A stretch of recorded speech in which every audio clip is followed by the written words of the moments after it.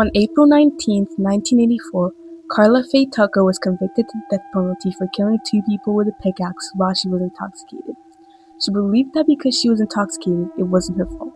She used that to apply for multiple appeals, but it never worked. During her time in prison, she took a Bible from the prison ministry program and started reading it. At first, she didn't know what the Bible was, but it changed her perspective on her life. She started to learn more and more about God, and it made her realize that she needed God to guide her through the present and the future. She converted to Christianity in October of 1983. She realized that it was all God's plan. She knew that God still loved her and had forgiven her sin. She called it the joy of the Lord. Known for her lack of accountability and remorse, her transformation behind bars shocked the public, even the most doubtful. Her sudden gentle demeanor and her many tearful testimonies made multiple headlines. Even though she was executed on February 3, 1988, her story still lives on, inspiring many.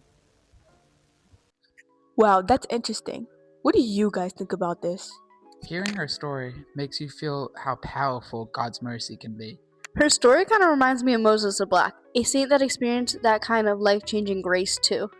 You know, I've heard about Moses the Black, and his life story really challenges me, and I think that many people would agree with me. How can someone so evil suddenly become a respected and admired Christian? Evaluating his life from afar can make it seem that way, but I think we've got to look closer. Let's do it. Well, he was born in 230 AD in Egypt. As an Ethiopian individual, he was born into slavery. He was the slave of a high government official. His owner, though, could not stand him. Can a person be that awful, though? Actually, he was a violent and dishonest young man. He would steal too. It is even said that he went as far as killing someone. I'm not gonna lie, that's pretty bad. Is this when he converts to Christianity? Because these are some pretty serious sins. We're getting there! Anyways, his master, tired of dealing with him, kicked him out. He was exiled and had no way of survival. One day, he ran into violent bandits near the Nile Valley. They invited him to join them. Let me guess, he did. No, just joking, he did. He actually became the leader since he was a young and, not gonna lie, strong man. For years, they'd roam the streets, robbing communities, murder, and even worse. Were people not terrified by them? Because I sure would be. Oh, trust me, they were. No one would ever mention his name because they knew something bad would surely happen to them. I hate to ask this, but when did he convert? Why are you so impatient? Fine, we'll tell you. One day, he was trying to rob a sheep rancher, but a barking dog prevented him. He swore that he would get vengeance on the owner. He returned again on another day and tried sneaking up to the rancher's hut by swimming in the river with weapons in his mouth. Again, though, the owner was alerted, so he sent a message to the police notifying them. Wait, I don't think this is the right story. The one that I know is different. It has something to do with the sun. I know this one. Can I say it? Sure. Well, he had been born at a time and place where they worshipped the sun. He internally didn't truly believe it. So instead, he would usually say, If you are God, let me know, and you, the God whom I know not, lead me to you. Well, older saints like him have legends surrounding their life. This can make it difficult to know which one is real, but they usually have the same outcome. I'm pretty sure this is when the story lines up. Well, he had heard about the monks of Sets, and many people said that they knew who God was and could lead him to God. So he was always curious about God, even if he was leading this terrible life? I mean, I guess so. When he arrived, he met a man called Abba Isidore, who was the priest of the monastery. Abba Isidore took him to Macarius of Egypt, and Moses the Black poured all his sins onto him. St. Macarius additionally shared the gospel with him, taught him, and baptized him. Wait, who was Macarius of Egypt? I know him. Macarius of Egypt was a monk, and a desert father for his monastery. He is actually a saint. He is referred to as Saint Macarius the Great. He was known for his wisdom, humility, and his glowing face. He was even referred to as the glowing lantern. Moses realized that he had always longed for such peace and contentment, so he decided he wanted to become a monk. He was accepted into the monastery and took the holy name of Moses. I mean, wow. I am flabbergasted. Me too. It's like God is basically leading Moses the Black to him. See? Now it all adds up. Wait, after he converted, what did he do? Was he suddenly just an angelic priest who had a cleansed soul? Well, no. For the longest time he was in a period where Satan would try to tempt him. Did he truly leave his past behind him? I'd imagine after all those years, the robbers wanted to get revenge. Even though he had started his new path in life, he didn't fully leave his violent past behind him.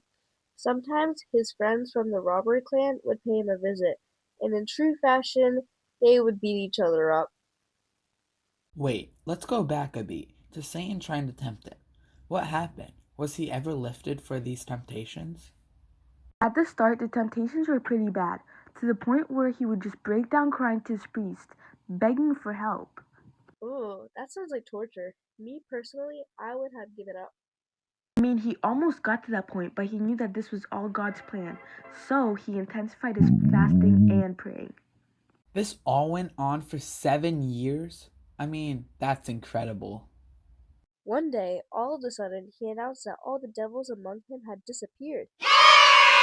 He loved everyone with much love, just like he knew that God loved him. Moses the Black advocated for non-violence, repentance, and humility. Asher heard a story about this, how he was invited to a meeting among the monks to judge one of their own as they had committed sins. He did not want to participate because he knew his past wasn't the best. He was persuaded to come to the meeting, though, and when he got there, he had a sack with a hole filled with sand pouring out of it. The sand represented his sins, which he carried behind him out of sight. He then said that he should not judge a brother for his small sins, as he was one with bigger sins. Oh, that's why he's often pictured with a sandbag? I didn't know what to think of Moses the Black, but now I know why he's loved all around. Right? I mean, his life is just outstanding. It's actually mesmerizing how he went from this person with no soul and completely evil to someone who monks that barely sin in their life are inspired by. I think he has and continues to reach many hearts because his life is so relatable. There are so many people in the world who think that God is too high for them to reach. But truly, that's very far from the truth. I mean, we have examples like Carla Faye Tucker, Moses the Black, and many more other people who realize God loves them. I think many people, even I, forget that God is always waiting for us. He never turns his back on us. We turn our backs on him. If you want to build a relationship with God, you have to open up and become vulnerable. Because that's what he wants. He wants you to trust him. Don't take this the wrong way. Though, and try to suddenly become this perfect person, your soul has to be 100% ready. And regardless, I'm pretty sure God can tell if you are pure with your intention or not. Unless, of course, you are on your deathbed.